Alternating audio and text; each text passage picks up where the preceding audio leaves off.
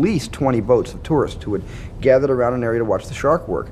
And we had the shark on a huge 90-foot platform 30 feet underwater, and at the press of a hydraulic button and pulling a lever back, supposedly the shark comes shooting out of the water head first. And this has absolutely happened because David Brown and Dick Zanuck were there watching with me. The shark came up tail first.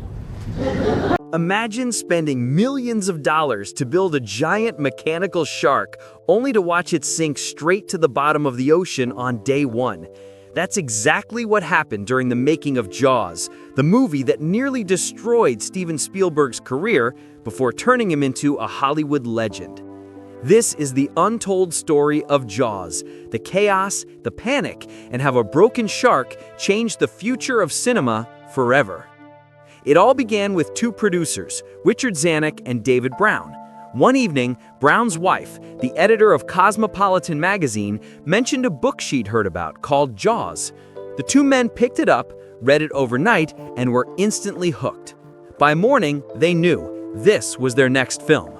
Without hesitation, they bought the rights for $175,000 before the book was even published. It was a massive gamble.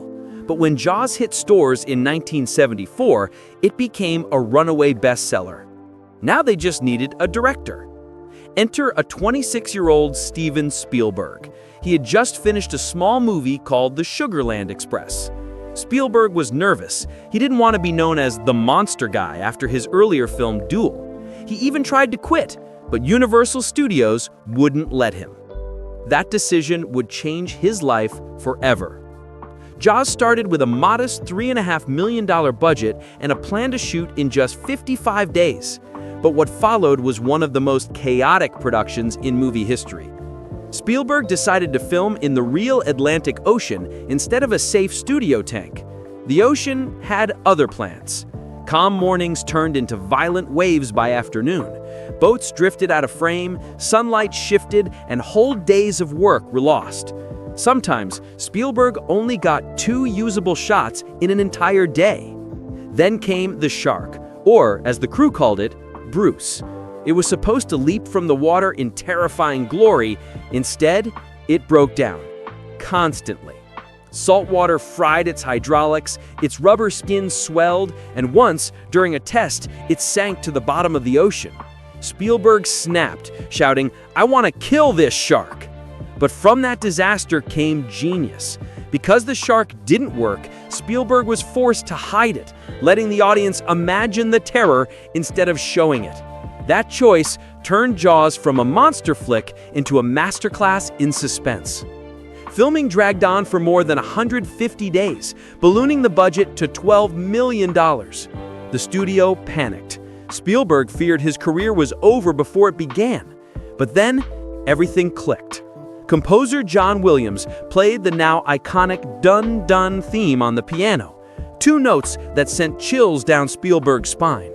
That simple sound would become one of the most recognizable pieces of music in film history.